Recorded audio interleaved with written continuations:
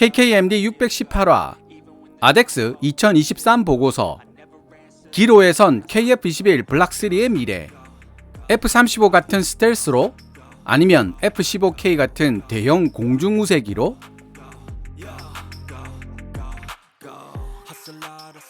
(2023년 10월 17일부터 19일까지) 3일 동안 서울국제항공우주 및 방위산업 전시회 아덱스 전시장 곳곳을 누비고 다녔습니다. 최대한 일찍 들어와서 최대한 늦게 나갈 수 있도록 걸어서 이동할 수 있을 만큼 가까운 곳에 숙소를 잡았습니다. 첫날은 전문 관람객 트레이더 비지터로 등록하느라 1시간 반 이상을 전시장 밖에서 허비해야 했지만 나머지 이틀 동안은 기자 출입증을 발급받은 덕분에 시간 낭비를 줄일 수 있었습니다. 기자 출입증을 발급받은 만큼 더 열심히 취재를 했습니다. 사흘 동안 점심은 사치였을 정도로요.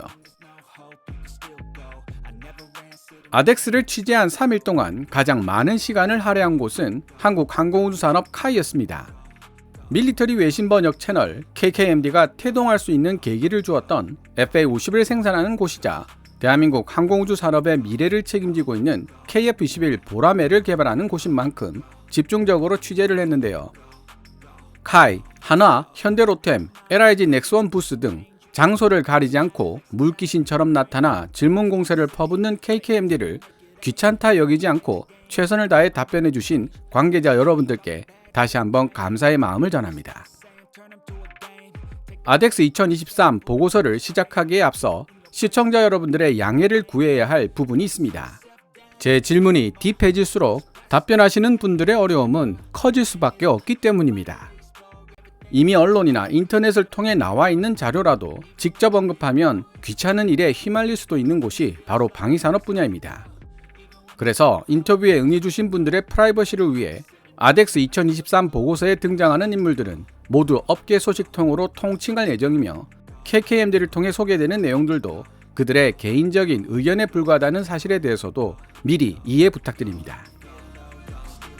KF-21 보라매는 진화적 개발을 염두에 두고 만들어진 기체입니다. 완전한 공대공 능력에 제한적 공대지 능력을 지니는 블락1, 완전한 공대지 공대함 공격 능력을 모두 갖추는 블락2에 대해서는 정부와 공군 그리고 개발업체인 한국항공우주산업 사이에 큰 이견은 없는 것으로 보입니다. 하지만 KF-21 보라매의 최종 진화 단계인 블락3에 대해 어떤 컨셉으로 다가갈 것인가에 대해서는 의견이 일치하지 않고 있으며 이번 아덱스 2023 취재 결과로는 한국항공우주산업 내부에서도 의견이 갈리고 있는 것으로 나타나고 있습니다. 업계 소식통의 이야기를 정리해보면 KF-21 보라매 블락3는 애초 계획대로 내부 무장창을 갖춘 스텔스 전투기로 개발되어야 한다는 의견과 F-15K 정도의 크기와 무장 탑재력을 지닌 대형 공중우세기로 개발되어야 한다는 의견이 팽팽하게 맞서고 있는 상황입니다. 일반적인 시각으로 생각해본다면 아니 스텔스로 가야지 왜 난데없이 시대에 뒤떨어진 F-15K야? 라는 의문이 나올 수도 있는 부분입니다. 그래서 두 가지 안의 장단점을 각각 살펴보는 시간을 가져보도록 하겠습니다.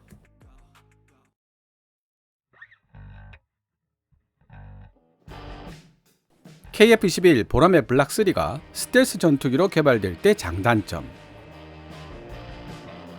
가장 큰 단점은 현재 설계상 내부 무장창의 크기가 충분하지 않다는 데 있습니다. 관계자의 설명으로는 공대공, 공대지 무장 각각 2개 정도가 한계입니다. 더구나 장거리 공대지 순항미사일 철룡이나 극초음속 미사일 같은 핵심 무장들은 덩치가 크기 때문에 내부 무장창 탑재가 어렵습니다.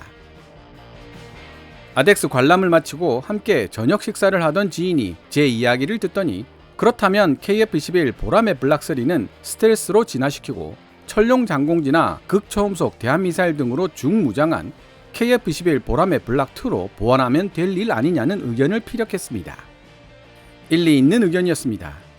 여기에 한 가지 덧붙이자면 KF-21 보라매 블락3가 과연 스텔스 성능 측면에서 F-35 라이트닝2를 따라잡을 수 있을지를 생각해 봐야 합니다. 관계자는 KF-21 보라매 블락3가 스텔스기로 개발된다면 상당한 수준의 스텔스 능력을 발휘하겠지만 F-35에는 미치지 못할 것으로 예상하고 있었습니다. 더구나 대한민국 공군은 F-35A를 80대 가까이 도입할 계획이기 때문에 스텔스 전력은 이미 충분하다고 생각하고 있으며 오히려 F-35A를 보완해 줄 수 있는 뛰어난 기동력과 우수한 무장 탑재력을 지닌 기체가 필요하다고 생각하고 있는 것으로 추론됩니다. 아덱스 2023 현장에서 실무자, 엔지니어 그리고 실제 공군에서 활약했던 파일럿들을 만나 이야기를 나눠본 결과 필요한 스텔스 전투기의 숫자는 그리 많지 않다는 데 의견이 일치하고 있었습니다. 전체 공군 전력의 20% 정도면 충분하다는 느낌을 받았는데요. 대한민국 공군의 전술기 숫자가 420대 정도로 제한되어 있고 420대의 20%는 84대라는 점을 생각해 본다면 대한민국 공군이 요구하고 있는 F-35A 80대의 의미를 이해할 수 있습니다.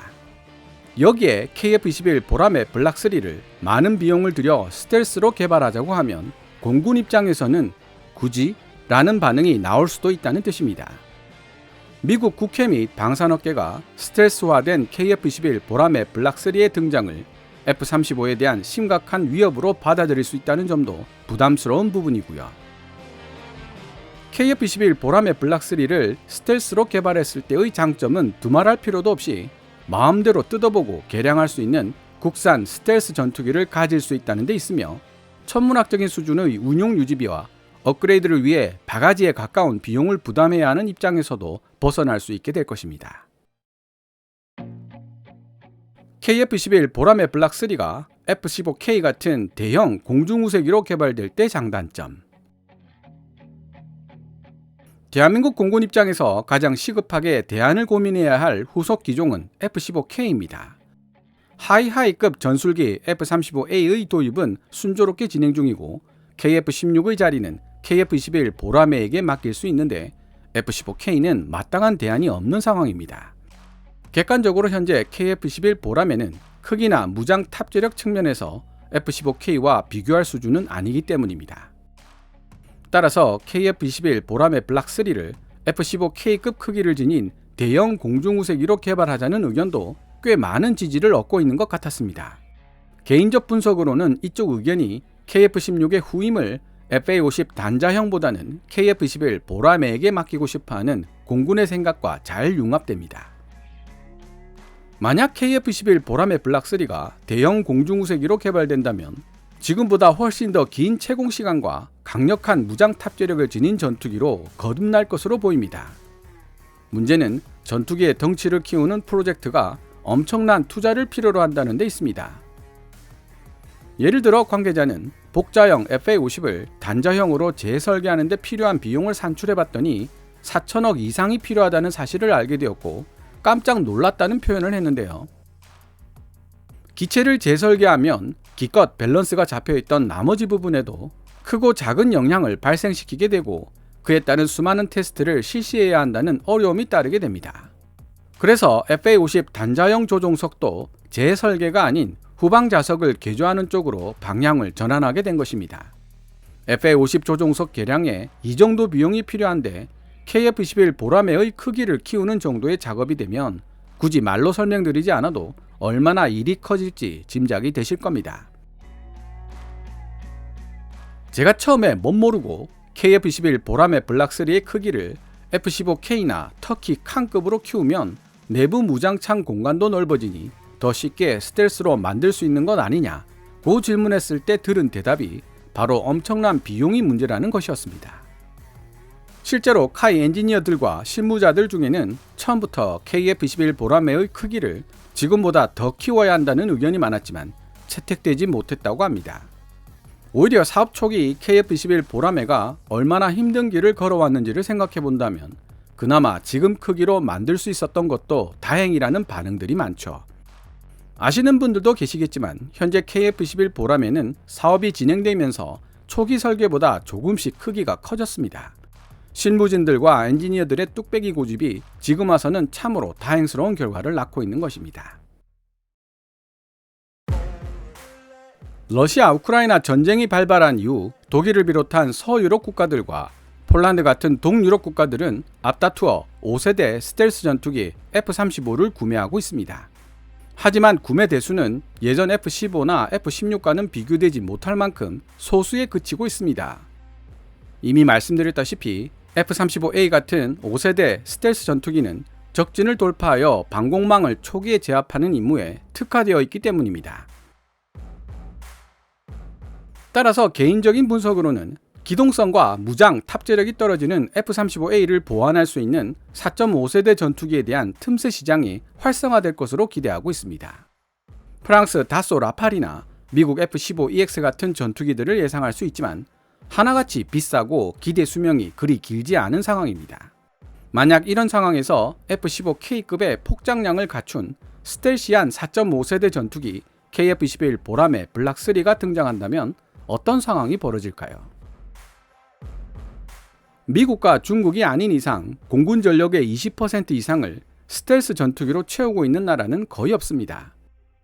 인터넷상으로 찾을 수 있는 자료에 따르면 일본 정부가 4.5세대 전투기인 F-15J를 270여 대, F-2를 90여 대 정도 보유하고 F-35A를 100여 대 생각하고 있어 30% 정도를 스텔스 전투기로 채우려 하고 있습니다.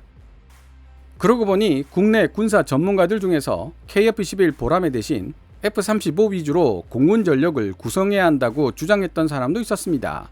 거기 더해서 중고 F-22까지 도입하자는 주장까지 펼치는 것을 신문 기사로 읽었습니다만 아무리 생각해봐도 합리성이 떨어지는 주장입니다. 항상 돈이 문제이기 때문입니다. 여기서 논의를 한 단계 더 진행시켜 보겠습니다. KF-21 보람에는 기본적으로 스텔스 전투기로 진화할 수 있는 설계를 지니고 있습니다. 그렇다면 일단 완전한 스텔스로 만든 다음 덩치를 키우는 편이 쉬울까요? 아니면 일단 덩치를 키운 다음 스텔스화 시키는 것이 쉬울까요?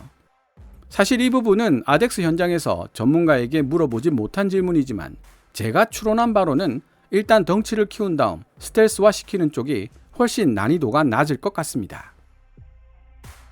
KF-21은 원래 피탐성을 낮춘 레이더 흡수 구조 RAS를 취하고 있기 때문에 내부 무장 창 탑재 여부와 레이더 흡수 물질 RAM을 얼마나 효과적으로 사용하느냐에 따라 레이더 반사 면적 RCS가 결정될 가능성이 큽니다. 따라서 먼저 덩치를 키우면서 내부 무장창을 탑재할 공간을 충분히 확보하고 기타 밸런스를 잡은 다음 우수한 레이더 흡수 물질을 기체 표면에 도포해 준다면 좋은 효과를 낼 수 있을 것 같습니다. 스텔스화가 진행되는 동안에는 F-15 대신 F-35를 보조하는 미사일 트럭으로 활용할 수 있다는 장점도 있죠. 제가 이런 논의를 끄집어낸 이유는 바로 6세대 전투기 개발과 관련되어 있습니다. KF-21 보람의 블락3의 덩치를 키우고 넓어진 공간에 내부 무장창도 넣으면서 스텔스로 만들면 되지 않느냐는 제 질문에 관계자는 그런 전투기가 바로 6세대 전투기의 시작점이 아니겠느냐고 반문했기 때문입니다.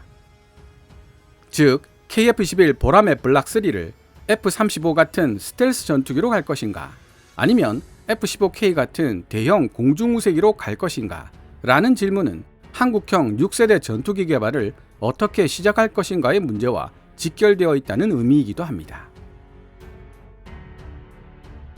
오늘 KKMD에서 준비한 내용은 여기까지입니다. 시청자 여러분들의 좋아요와 구독 그리고 광고 시청은 KKMD의 미래를 위한 양식이 됩니다. 후원 멤버 및 슈퍼땡스로 후원해주시는 고마운 분들의 댓글은 항상 감사한 마음으로 챙겨 읽고 있습니다. 방송되었던 내용들은 KKMD 공식 블로그에서도 만나보실 수 있으니 구글이나 네이버 검색창에서 KKMD를 검색해 보시기 바랍니다. 지금까지 시청해 주셔서 감사합니다. Cabin's Military Channel KKMD